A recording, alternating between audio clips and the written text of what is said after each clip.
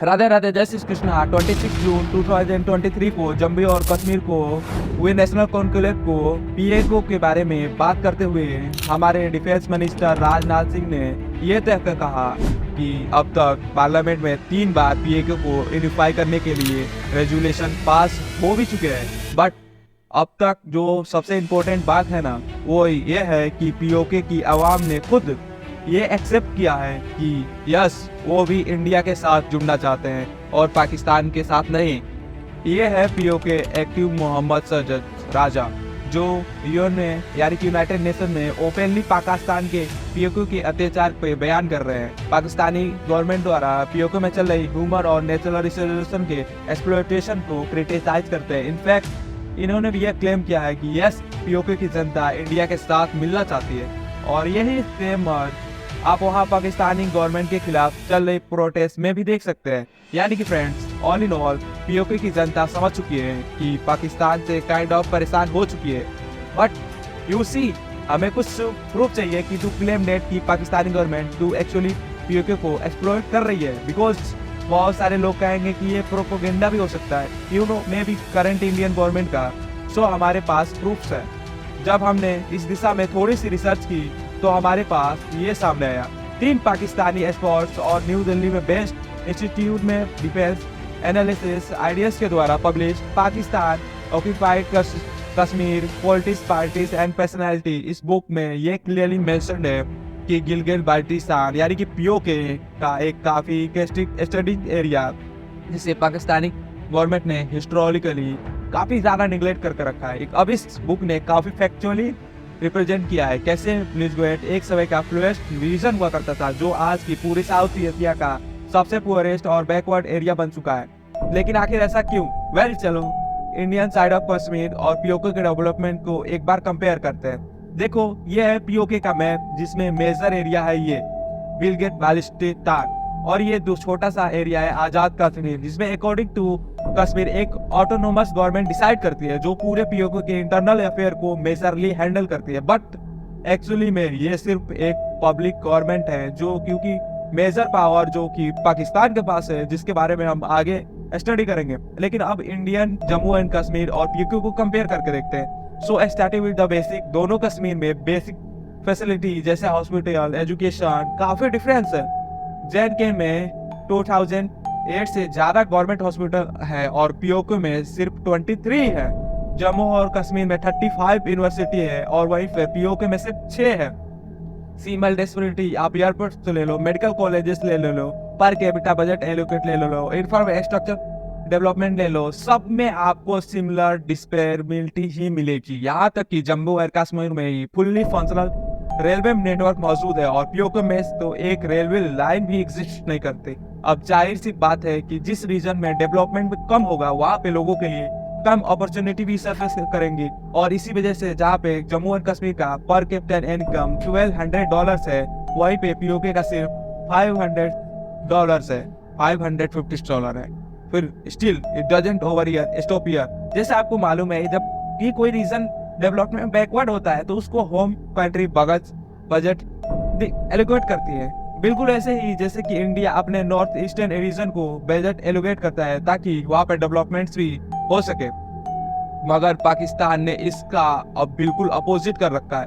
लेकिन इंडिया का other hand PoK को लेकर एक काफी इंक्लूसिव अप्रोच है। इंडिया ने जम्मू एंड कश्मीर की असेंबली में आज भी 24-6 सीट रिजर्व रखी है, जो वहाँ के आवाम के लिए एक सॉफ्ट मैसेज के लिए है कि इंडिया में आने के बाद उनकी मांगे एटलीस्ट कंसीडर की जाएगी।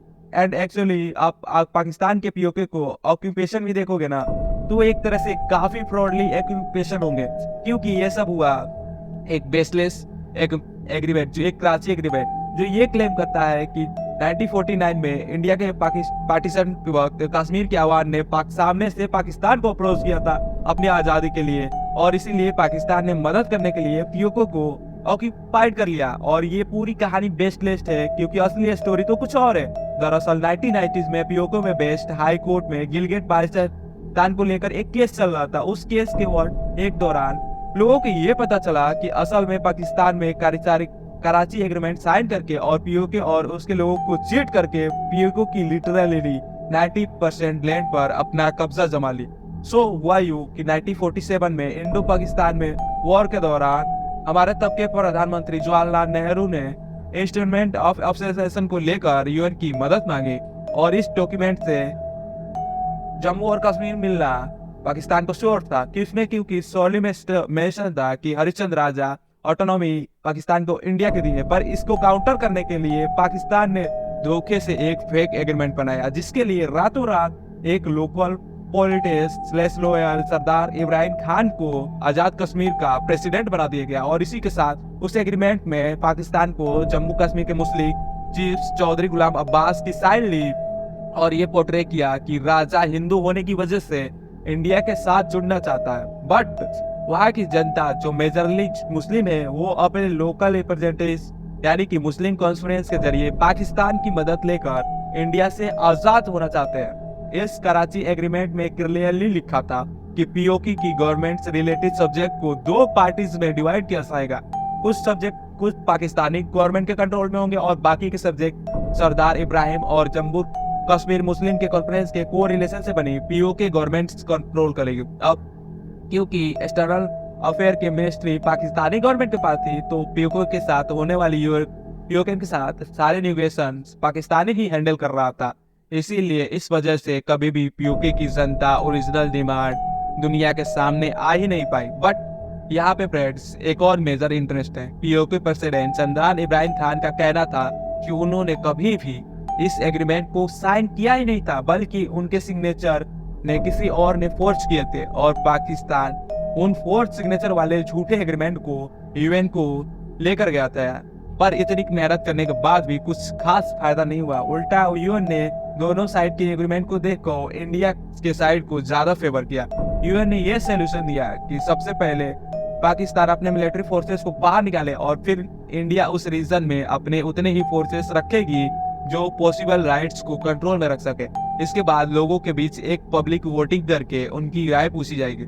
बट एज यूजुअल पाकिस्तान ने भी यहाँ पर भी चीटिंग की और कभी स्टेप 1 को इनिशिएट नहीं किया।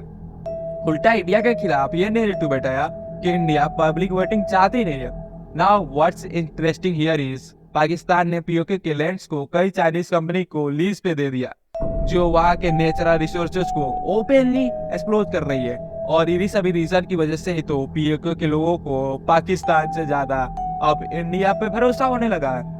अब इंडिया जम्मू एंड कश्मीर के साथ अपने मर्जर चाहते हैं। नाउ इस मर्जर को एग्जिट करने के लिए इंडिया के पास भी मेजरली 3 तरीके हैं। पहला है क्लासिक वे है इनोवेट करके पीओके को अपने अंडर ले लेना, और फिर जैसे यूएन ने कहा था वहाँ पे एक पब्लिक वोटिंग रख के उसके रिजल्ट के अनुसार डिसीजन ले ले। काइंड ऑफ उसी तरह जिस तरह रशिया ने क्रिमिया रीजन में जबरदस्ती किया था। 2014 की बात है ये कि क्रिमिया रीजन में रशिया ने वहाँ पे अपनी फोर्सेस को भेजकर मिलिट्री कैंप्स, एयरपोर्ट्स और बाकी इंपॉर्टेंट जगहों को कैप्चर कर लिया।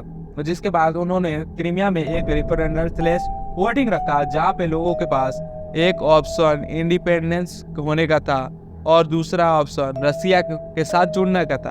अब दूसरा क्रिमिया में majority area referendum area Russian के मुताबिक 97% लोगों ने रशिया के साथ जुड़ने का फैसला किया। मगर यहाँ पे एक प्रॉब्लम थी, यूएन ने इस रशिया की इस बात को एक्सेप्ट ही नहीं किया क्योंकि यूएन के चार्टर के डीकोलोनाइजेशन लॉ के मुताबिक किसी भी रेफरेंडम के यूएन को तब रिकॉग्नाइज करेगा जब वहाँ पे वो खुद या कोई international organisation as a observer मौजूद होगा जो इस रेफरेंडम के फेयर होने का चेक्स रखे। बट रशिया के केस में ऐसा कोई ऑब्जर्वर नहीं था और इसीलिए यूएन आज तक क्रिमिया रेफरेंडम को क्रिमिया इनोवेशन कहती आ रही है।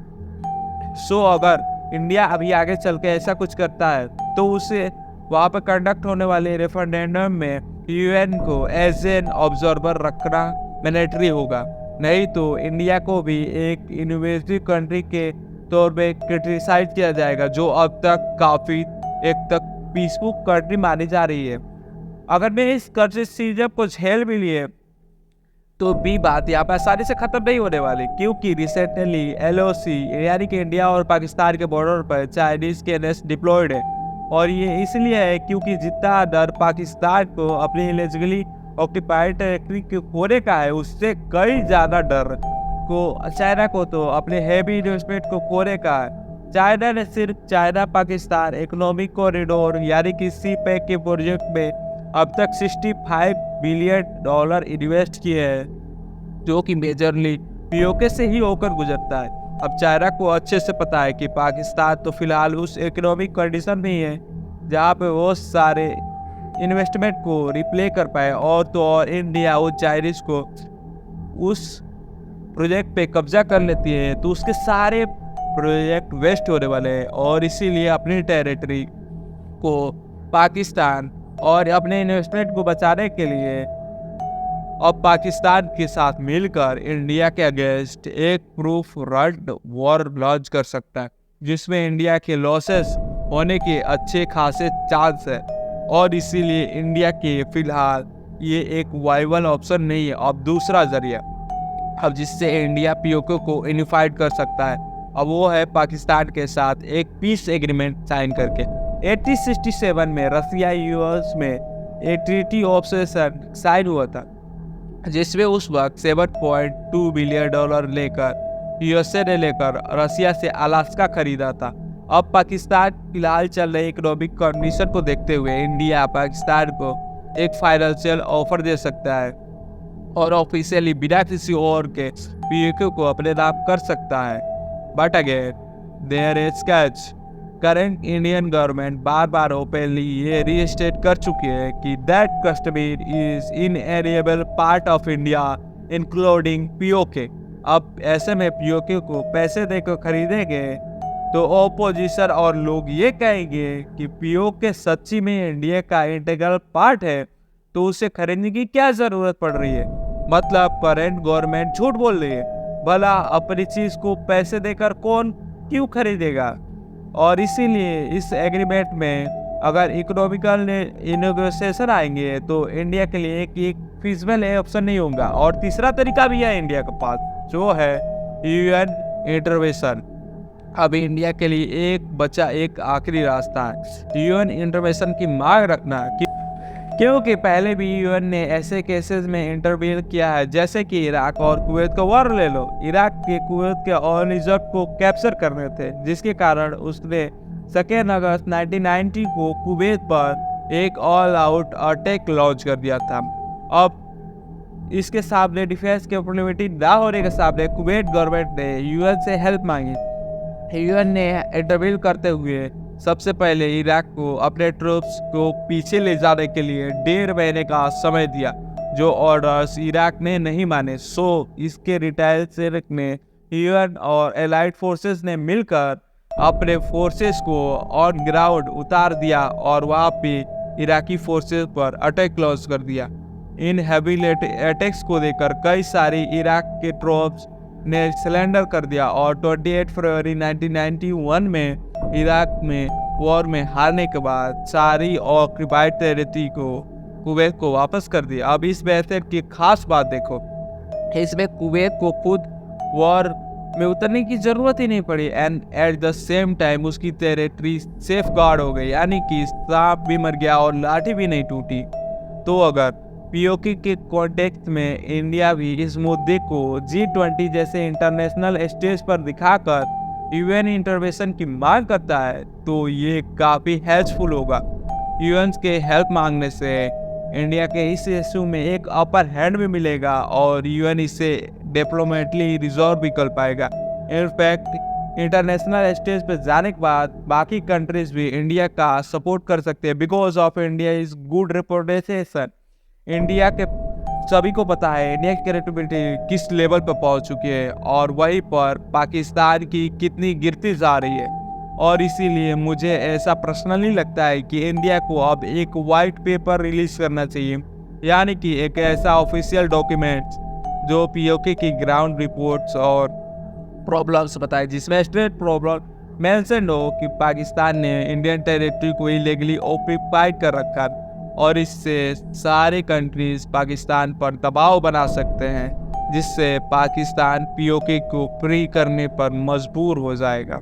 इनफैक्ट इसी से जुड़ी लेटेस्ट खबर यह है कि 10 जुलाई से पाकिस्तानी गवर्नमेंट का ट्विटर हैंडल पूरी गिलगिट बाल्टिस्तान में ब्लॉक कर दिया गया है और ये खुद पाकिस्तानी ट्विटर यूजर कह रहे हैं। अब इस पे कुछ लोगों का मानना ये है कि इंडिया ने करवाया है, क्योंकि उन्हें कुछ ऐसा लिखा हुआ दिखा और दे रहा है कि जो पाकिस्तान में नहीं होना चाहिए। अगर ये आपकी राय क्या है ये कमेंट में ज़रूर बताएं। वीडियो अच्छा लगा हो तो वीडियो को लाइक करें। तब तक के लिए राधे राधे, जय श्री कृष्णा।